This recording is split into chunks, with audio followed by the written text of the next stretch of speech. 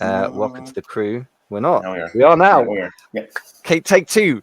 Woo, woo. We are live on Mm. StreamYard and call in for the hot takes of the How Do You Go Live podcast. I mean the e-commerce leader podcast with our expert panel, both sides of the Atlantic. We have Kyle Hamer and Jason Miles over on the West Coast. Chris Green over on the East Coast, and myself, I'm not on any coast. I'm in London, England. Everyone else is in the United States of America, and we are talking today about the differences in skills between marketplace selling and DTC selling. Really important topic. It's one that got discussed recently in the mastermind here in London, amongst other places. So, gents, how are we doing? We're ready to rock and roll on this topic. Good, man. Yeah, love it. Love this one. This is a great topic.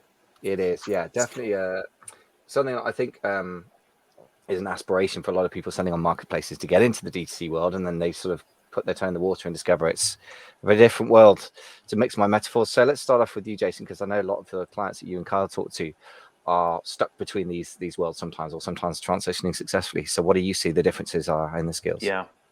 I'll mention one thing that I think stands out, and we like both, though, just to be completely candid about it. I don't think it's either or. I think it's both and as an approach for sellers. We started on eBay as we're power sellers back in the day. Not that was hard, but and then switched to Shopify direct to consumer in 2013. We've done over 3 million transactions in our Shopify store, and then we also sell on Etsy. And I think I just looked. We've had like 52,000 transactions in total on our Etsy store. So we like both. But one difference between the two that I would say is your willingness to execute live in front of an audience is a requirement in a direct-to-consumer Shopify site in particular, and the willingness to actually aggressively focus on presentation, sliders, photography, all of the images and video content related to consumer engagement are front and center on direct-to-consumer, much more so than on marketplaces. And I think the willingness to execute, and that some people can have a challenge in doing that. Kyle and I work with clients that literally just can't get their homepage slider changed weekly, or can't get product photography done systematically for new products on their Shopify site. Though, and sometimes those are just style challenges where they're not driven to do that. They don't see an urgency in it, and other times they don't have the technical skills. But I think that stands out as a requirement if you're going to be a kitchen table entrepreneur on a direct-to-consumer Shopify site, is you've got to be able to pull the trigger on your site visuals effectively and often. And I think that's probably the main difference in my view, because that's not really a requirement in a marketplace. You have to have product photography, but you don't have to have overall site presentation strategies and that kind of thing. So I think that's probably the first thing that stands out to me, sort of the most. Yeah, that makes a lot of sense. I mean, what it makes you realize is that a lot of the work that Amazon or anyone else, but particularly Amazon does, that they make a lot of decisions up front for you, rather like the difference between a Mac and a sort of PC world, right? And the Mac is ready-made decisions. You may like that, you may not, but they've put a lot of effort and research into them. And then you're suddenly out on your own in the DTC world. Absolutely. So Kyle, you obviously work alongside Jason a lot of the time with people transitioning from Amazon to D2C, so transitioning from or adding to rather than from to, maybe is both and. To Sure. tell me what things you see there that people from the Amazon world struggle with in the DTC sort of new skill set. I think one of the key fundamental differences is that on a marketplace, you really are product focused, and which is good. You need to be, right? Because you're essentially trying to figure out if you have good product market fit. As soon as you switch to a direct consumer platform like Shopify, you have to become very audience focused. It's not just about the product, because previously you could just, if you had a great product and you did your research properly, you put your product up on the marketplace, it competes potentially with the other products that are on that marketplace, and you can get some sales and some win because all the buyers are coming directly there to buy. So I think it's really incumbent upon the D2C marketer to understand their audience more effectively and really be able to market across the entire life cycle, right? The customer buying journey becomes much more important on your direct consumer site. Like you need to not only just try to win the buy box like you would on Amazon, right? And get the sale, but you have to be speaking to them through your content, through your, to Jason's point, to your visual presentation on your site, to deep further back in the funnel, right? To get people's attention about your brand and brand awareness that you don't have to do. At least you haven't had to do historically. I think you're having to do more of that now on Amazon and some of these marketplaces that are becoming more competitive.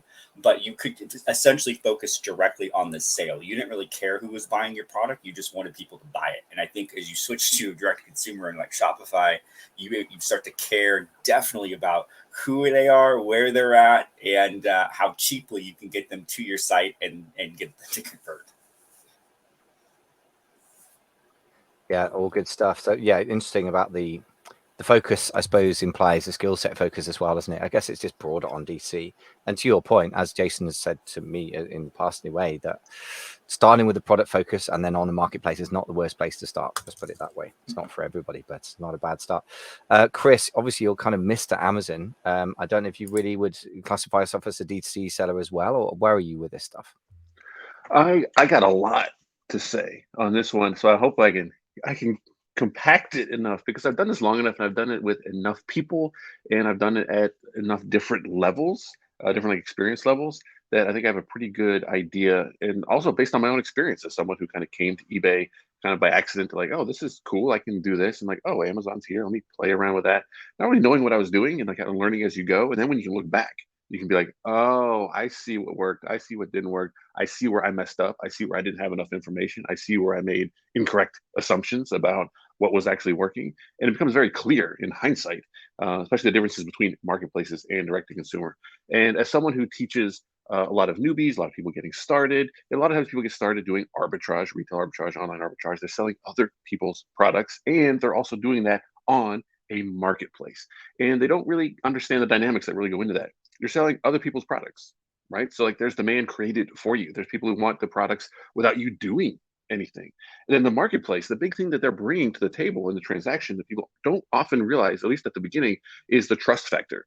People are buying from Amazon because they trust Amazon. They buy from eBay because they trust eBay. And eBay and Amazon have spent decades and billions of dollars establishing that trust so that customers will come and spend money and buy products from their website. So when you sell other people's products on a marketplace and they sell, and you're like, this is easy. Like, why isn't everybody doing this? It's like the easiest thing that I've ever seen. And then it's like, okay, yeah, it's easy, but it doesn't have like the actual value on the back end. You're not actually building a business of repeat customers and a customer base that you can go back to and selling your own product that you control, and you have just agency over the entire process. That's a very different skill set. It's a very different game. It's a much more valuable game long term to play, but you can certainly play the easy game as long as you want. You can flip other people's products on other people's marketplaces as long as you want. But remember, if you can't get those products anymore, or if Amazon or eBay puts in new rules to say you can't do this, or you're going to limit, as much as you can do this, you're at their mercy. It's like you're like, but the sharecropping, like you're farming other people's land, like Facebook and social media, all of these different things. I just think people need to understand where they are in the entire process, so they don't wake up one day and be like, oh, I didn't realize that Amazon could terminate me for no reason, even though I broke a rule by accident. Well, yeah, they could, which is why you might want to invest some time in direct to consumer, your own website, Shopify, building your own email list, building things that you actually control. It's better, it's more valuable, but it's also harder, which is why fewer people do it. But it's a different skill set that anybody can learn. Not everybody wants to learn it. So I don't want to also put people in a box and say, look, you need to do this. If you're happy doing this, just understand the difference. So if you're in a place where you don't want to be, you want to be somewhere else, you realize that, you know that, so you can make to take the actions and take the steps to get to where you want to go, instead of waking up one day and be like, I didn't realize I was just selling Disney products on Amazon and that there's not actually that much value in that process if I can't get that product anymore. Like, I mean, that I say that from experience. That was me. I was like, I am an amazing seller. Look, I went to Big Lots and I flipped this product. I am the best. And so looking back and being like, no, I took advantage of an inefficient market, and I was in the right place at the right time. And thankfully, Amazon brought the customers, and I thought it was hot stuff. Looking back, I was like, oh, I see. If I really want to build value, these are the things that I need to do.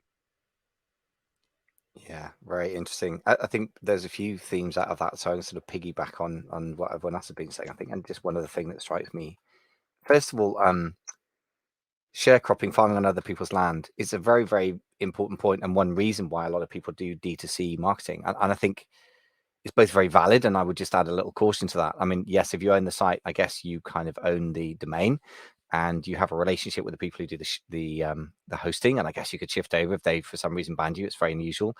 But I guess that one thing that strikes me is you're always on somebody else's platform to some degree, because where you're going to get your traffic from? Google, well, that's somebody else's platform. Facebook, well, that's somebody else's platform. Pinterest, well, that's somebody else's platform. So particularly when it comes to the traffic side, I guess we're all vulnerable. But what a D2C does give you is, I suppose, the ability to control the actual site experience and to directly contact your customers, which is the main frustration as an Amazon seller, I think. So the difference in skill set that strikes me from conversations with pretty intelligent and successful, sometimes multi-generation business owners in the mastermind, is that they try to treat D2C kind of as a bit of an extra add-on to Amazon, as opposed to seeing that, as for my money, the equation you're solving for is different. The cost of acquiring a customer is so much bigger, potentially off Amazon, that it comes down to the cost of acquiring a customer versus the long-term customer value, which, to your point, Kyle, is a completely different game, because it means you've got to try and gain loyalty and keep selling multiple products to the same person, as opposed to sell one product to lots of different people once and then move on to the next person, which is the kind of Amazon game, I think. So that's my take on it. Any responses to that or new thoughts? Yeah, I mean, I totally agree. I think what you guys have all sussed out is sort of, You're muted. sorry, gents. Sorry. Yeah, I totally agree. I think one thing you've sort of sussed out together is the fact that the traffic strategies for direct to consumer are just more comprehensive. Um, you can do, advertising on all of the big marketplaces now, and getting really good at that is vital if you're a marketplace seller. But more comprehensively, traffic strategies are important if you have a direct to consumer site. I would just say that, one of the primary questions every entrepreneur has to answer is, where can I actually sell my product effectively? And it's certainly true that some products just don't do well on their own direct to consumer standalone site. Kyle and I worked with a lot of people, and some brands are easily ported into Shopify off of the other marketplaces, and it's like boom, it's like it blossoms. It's on Shopify, and then it just takes off. Other people have a product that just frankly isn't generally sold on a website by itself, and it's most commonly found in a marketplace, almost like how a product would most commonly be found in a grocery store. And that's a big thing to think through as a seller. Where is your product best suited to be sold? And there's a lot of pain involved in trying to make a direct to consumer website work when it just won't, or when the customer's mind is not to find you on your own website. And we've seen people go through that cycle. And as business coaches, it can be really frustrating, because they've had the presupposition that they can sell direct to consumer on their own website. And then through the brutal pain of experience over 6 months, 12 months, a year and a half, they realize, oh, yeah, actually people just want to put this in their shopping cart when they buy 4 other things on Amazon, and I'm best positioned alongside other generalized products or category products on Amazon. And that's a hard lesson to learn. And sometimes up front, sometimes you don't. Sometimes you think it won't work and it does. Sometimes you think it won't work, and or whatever, vice versa. You get my point. And so I think that's something to think through and really figure out. The other thing I would just say quickly is that sometimes a direct to consumer website is best used as a branding and positioning tool. We've had people who have really had a hard time selling on a direct to consumer website, and then business owners started buying from them in bulk. And then what they realized was they have a B2B opportunity, not a direct to consumer opportunity. So they pivot their Shopify site to be a tool for brand building and awareness building for other businesses to find them and buy in bulk. And that is an interesting dynamic that can occur sometimes. So these are the nuances and differences between how a direct to consumer site can or can't serve you best. Yeah, very interesting. I mean, I've certainly seen that Amazon sellers that end up using their Shopify sites effectively is a lead capture or lead reassurance from Amazon. So the customer journey goes something like Amazon find a product that they think looks good, but it's got a high enough price point, or it's important enough to them, or critical in life that they have a Google, they find the site that is owned by my client, they're reassured, they go back to Amazon, they buy. So that's a slightly different customer journey. And then the B2B positioning is very interesting opportunity, actually, which I think is often missed. Partly, as you say, because of the name DTC implies that you should have your blinkers on, only be selling to end users. I mean, it can be very lucrative to sell to business, where one of my clients has really got that dialed in, I think. So Kyle, let's get you back in. Any other thoughts on the back of that, or other thoughts that you're burning to share? Yeah, no, I mean, I think just building off what Jason said about using the website as a branding tool, and also what Chris layered into that about trust. It's like that is a fundamental thing you have to overcome, right? As a D2C seller, is you have to build brand trust. And to Chris's point, Amazon has it, right? They have everyone has their credit card. They understand the customer service process, the return process. They know what they're going to get out of it. So if giving an opportunity, right, and a selection of buying your product on Amazon or buying on your website, most of the like 80-90% of the people are going to go to Amazon to actually buy that product, right?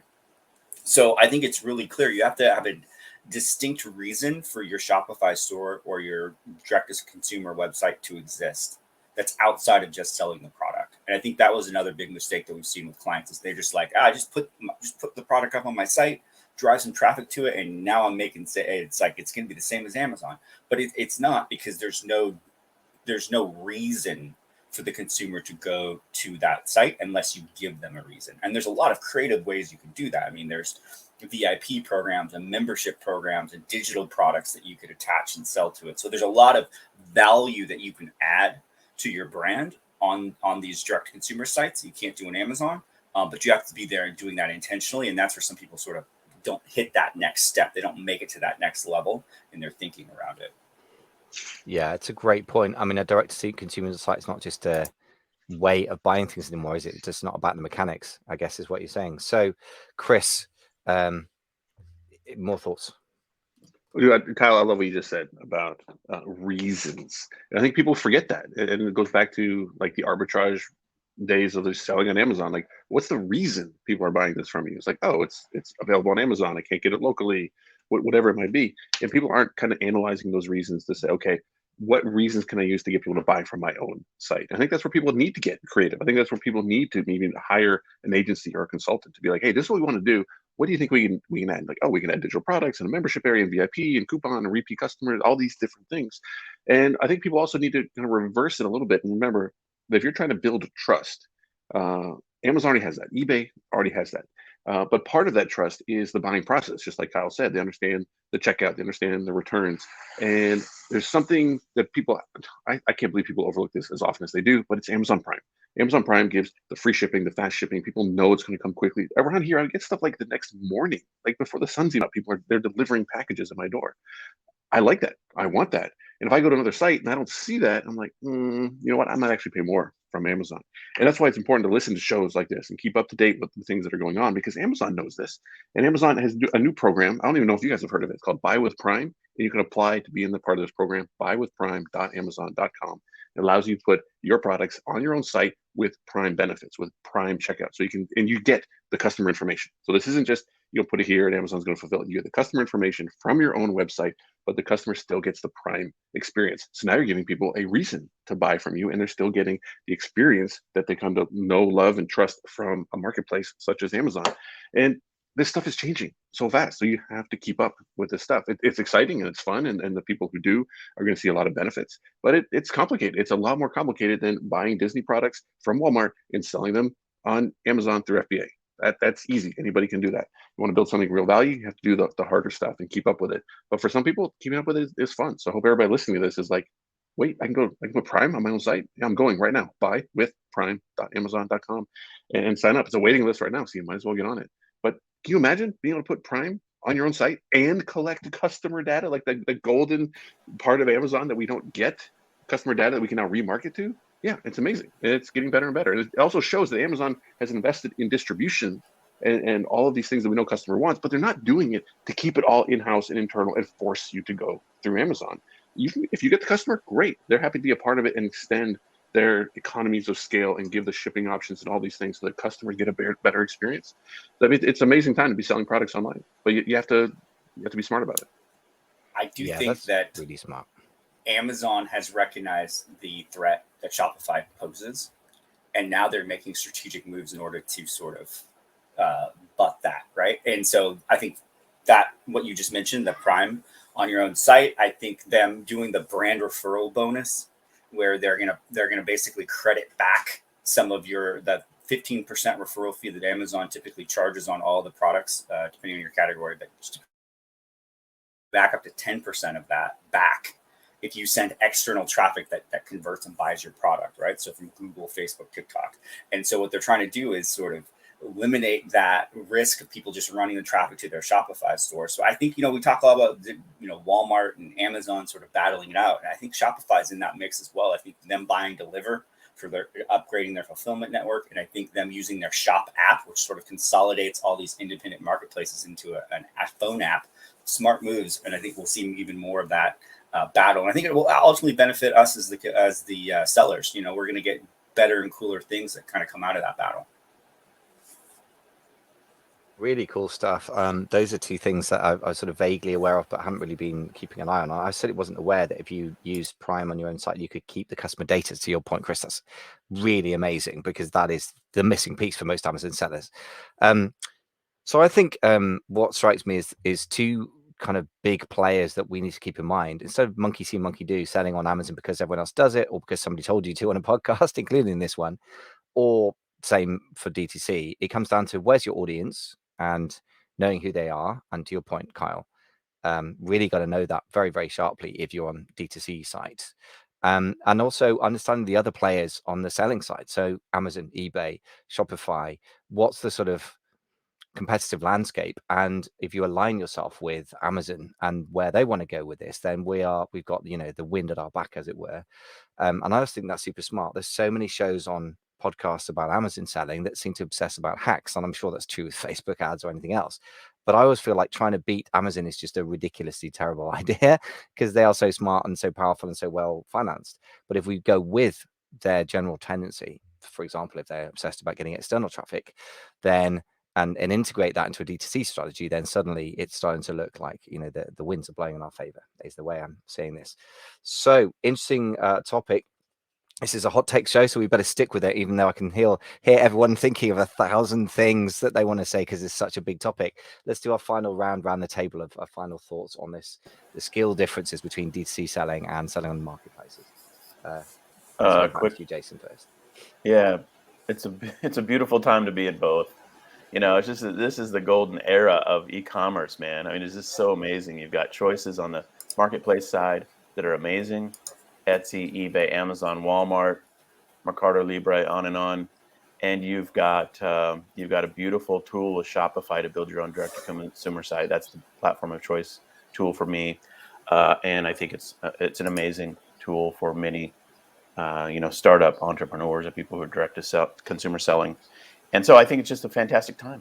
And I just encourage everybody to jump in with both feet in one place or the other. Get one thing sorted out, get it up and running, make it work, learn what you're doing, and then build a team around that and just add another thing, go from there. It's so easy when you put it like that, but it's still absolutely sound strategic level advice for sure. Kyle, final thoughts? Yeah, I mean, I'll just echo what Jason said. I think that you have to pick a platform. It's probably going to be a marketplace if you're just getting started, most likely, because you're probably going to be coming from selling something on these marketplaces before your own product, right? And, you're kind of maybe experienced as a reseller on eBay or Etsy or Amazon, and you want to build your own brand, kind of build your own product development. So it makes a lot of sense for you to sort of move into a marketplace to do that product market fit, where you're testing to see where it goes. But outside of that, get mastery, right? Don't try to do too many things at one time. I think that's where you're going to struggle unless you have a lot of experience already doing it, because to be able to do both, you really requires you to gain a lot of mastery and a lot of skill sets, and doing that at the same time can really be a detriment because you're going to be distracted and trying to build all these skills simultaneously, and just better to get focused as much as possible. Here. Yeah, focus is number one skill really for so much stuff, isn't it? Chris. Just adding on to what Kyle's saying, focusing and having an overall strategy, which includes understanding where you are and where you want to go and how long it's going to take to get there. And some people just want to hop on and do some quick flips and make some extra bucks. And some people want to like, hey, I actually want to be still doing this in like 7 to 10 years. And this is where I want to be. Because if you don't know where you are on the map, doesn't matter which way you go, you're not going to get where you want to go. And I've just seen a lot of people get started because they see this quick buck, they see this arbitrage, and I'm probably guilty of promoting so much of it that way, which you can certainly hop in and make some money on marketplaces. But if you decide you want to stick around and build something real with direct to consumer and building your own email list, that's a different skill set that honestly takes time to not only learn but also develop and execute. It's not impossible, and for a lot of people it ends up being fun, but having an overall strategy from the beginning will help you. It'll prevent you from wasting a lot of time at the beginning. Yeah, really, there's lots of great comments from everyone. Just to add my 2 cents, I guess, to your point, Carl, having a solid reason for your audience to buy off your site, so the front end / marketing side is really critical. And I think that's just generally true for all brands selling anywhere, right? But you can get away with it to a degree on Amazon, or you have been able to. I think that's probably going away, as you hinted. But I think in your DTC site, absolutely critical.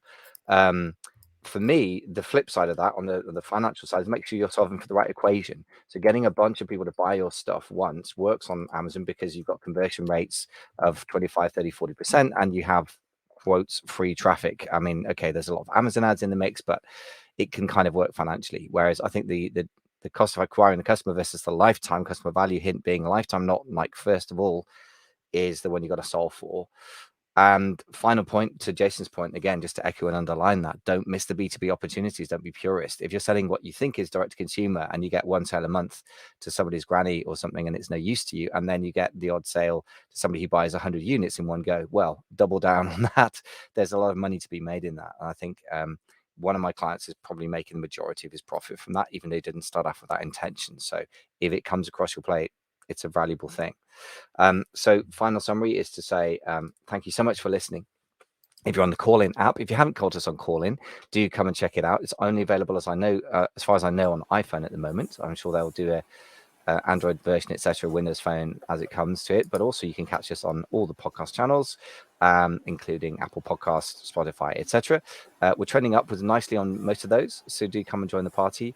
And if you get a chance to leave us a rating out of 5 stars on Apple or Spotify podcast now, that would be amazing. Final thing is to say thanks to my lovely colleagues over in the States. Always enjoy our chats, gents. Absolute pleasure. Jason Miles, Kai Hamer, Chris Green. This has been Michael Veazey for the E-Commerce Leaders Show. Thanks for listening. Hi. See you, buddy.